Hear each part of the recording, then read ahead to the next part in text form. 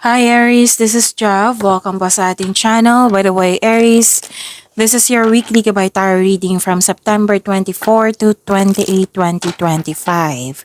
Gamitin ang reading na ito bilang gabay lamang. Kung naka-resonate kayo, comment down. Tandaan, Aries, ito ay general reading po. Kunin nyo lang po kung ano ang naka-resonate sa'yo. This is for you, Aries.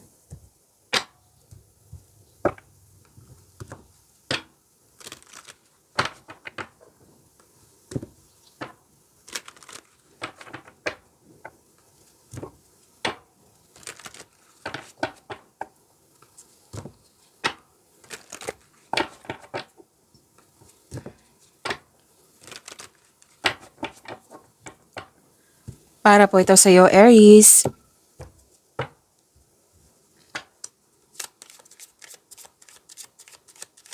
Maraming salamat po sa inyong patuloy na suporta, sa mga nag-donate, sa mga hindi nag-skip ng ads, maraming salamat po. Sa mga hindi pa nag-subscribe, subscribe na po kayo at click bell notification para malaman nyo na may bago tayong video. Para sa mga gustong magpa-reading, comment po kayo ng personal reading. Again, comment kayo ng personal reading and check my reply sa comment section. Ay wow, Aries. Harvest time. Dalawang card po nagsabi dito na may prosperity is yours.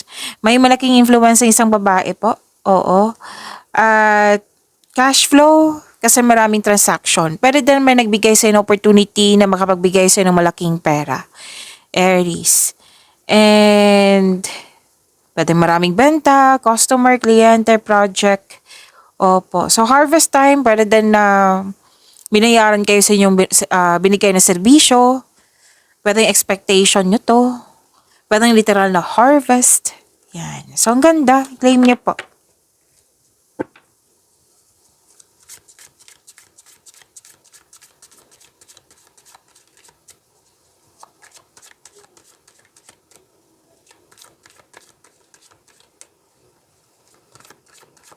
Energy po ni Aries ngayong September 24 to 28, 2025.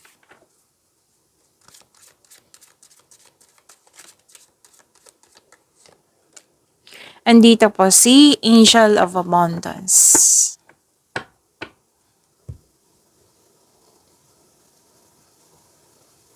Kung may napansin kayo na repeating message, yan po yung pinupush ng card sa inyo na kailangan yung bigyan ng atensyon. Like for example, nanood kayo sa inyong daily gabay tarot reading, weekly gabay, this is weekly gabay tarot reading dito po. And monthly gabay tarot reading, second half of the month of September. Yan, sa inyong daily gabay tarot reading at dito din. Kung may napansin kayo na repeating message, yan po yung pinupush ng card sa inyo. Like for yan po. Oo. So, nabigay ko na example ha. So, pasensya na po. And, ayun. Ano yung energy ni Aries for this week?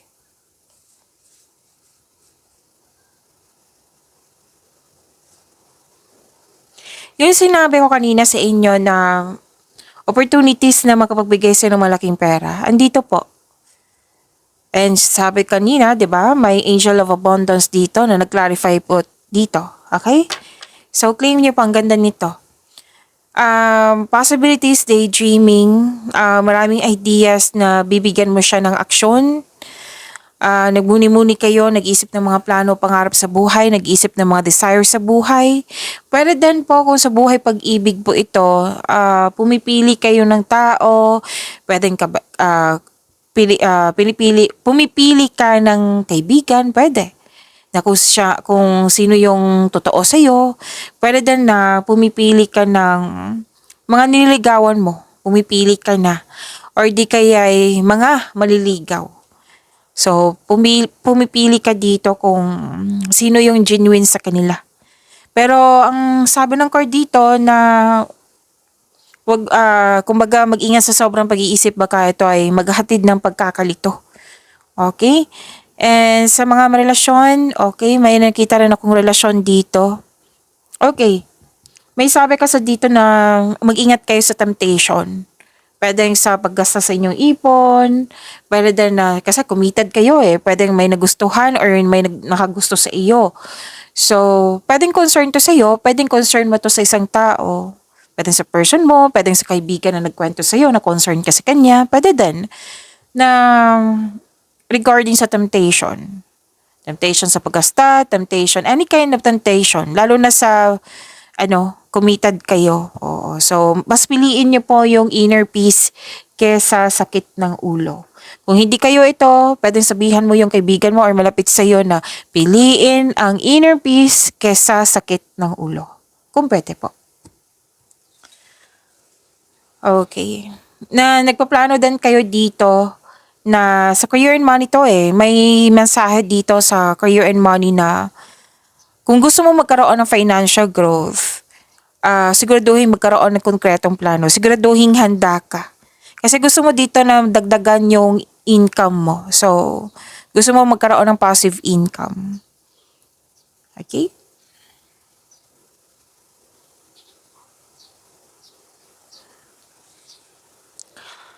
And you're receiving love. Maraming nagmamahal sa'yo. You're taking care of yourself. And this is also abundance and success. Pero din tong makaka-receive kayo ng malaking pera which is sinabi naman dito sa dalawang card mo dito. So, nag-clarify nga siya. Makaka-receive kayo ng malaking pera or unexpected job opportunity.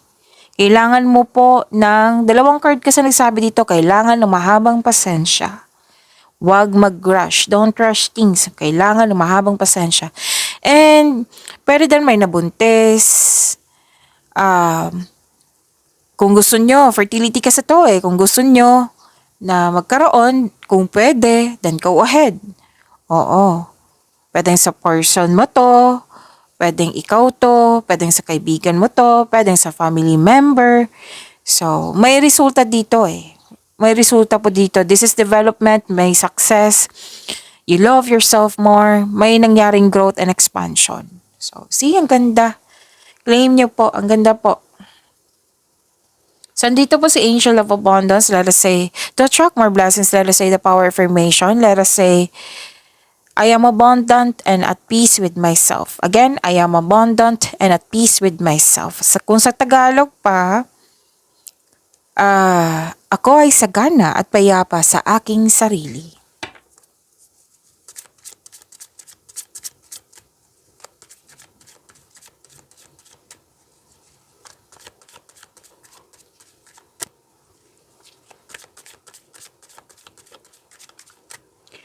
Career and money po ni Aries ngayon, September 24 to 28, 2025. Andito po si Angel of Guidance.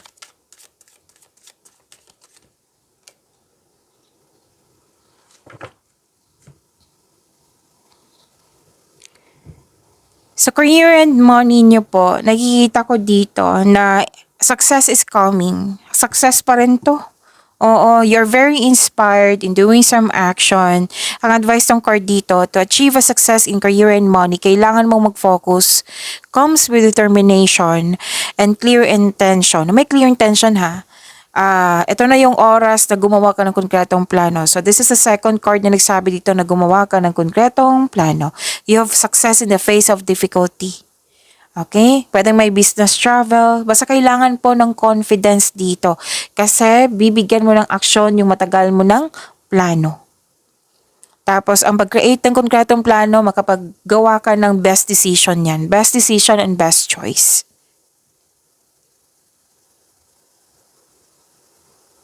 So, andito po si Angel of Guidance.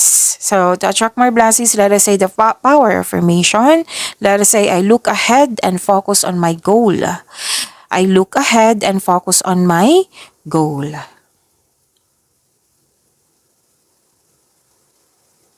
Oh, okay. This is good. Dalawang card po mismo nagsabi dito na you are becoming more confident. Na nang dahil sa confidence na ito, which will means, it will lead to immense personal growth and improvement sa connection mo sa isang tao. Na-recognize ka, makinig kayo sa intuition kasi makatulong to sa growth and expansion niyo po. Your creative and enthusiasm are important part of your success. Sabi ng yung card, magaling kayo na leader. So, gumawa ka na ng action dito sa dalawang card dito at dito. Sa isang card. Okay, puro action to. Para mas lumawak pa What I meant is para mas mag-grow pa ang iyong career and money.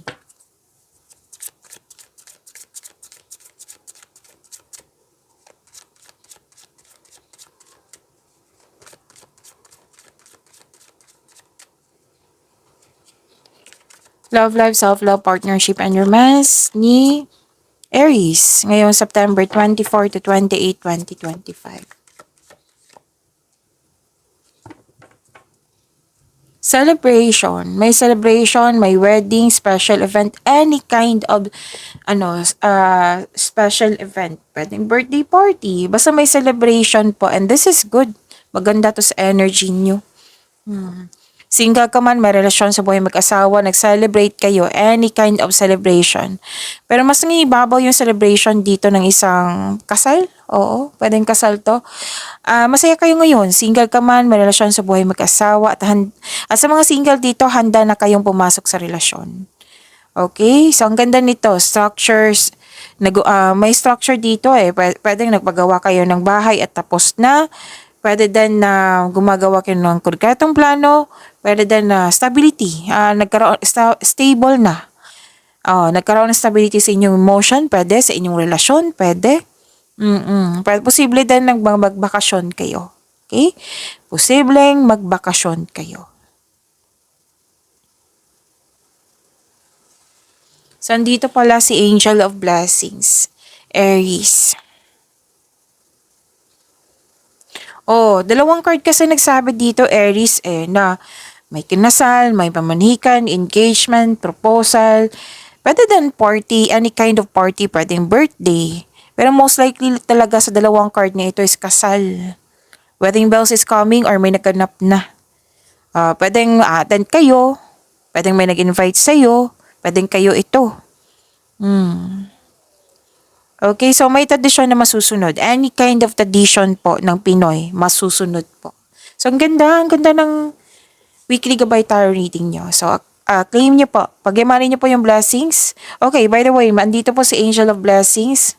Muntikan ko makalimutan. Aries. So, to attract more blessings, let us say the power of affirmation. Let us say, I will listen to my inner voice and I trust my angels. Again, I will listen to my inner voice and I trust my angels. Pag-imanin niyo po yung blessings sa binigay sa inyo, Aries. See you tomorrow. Maraming salamat.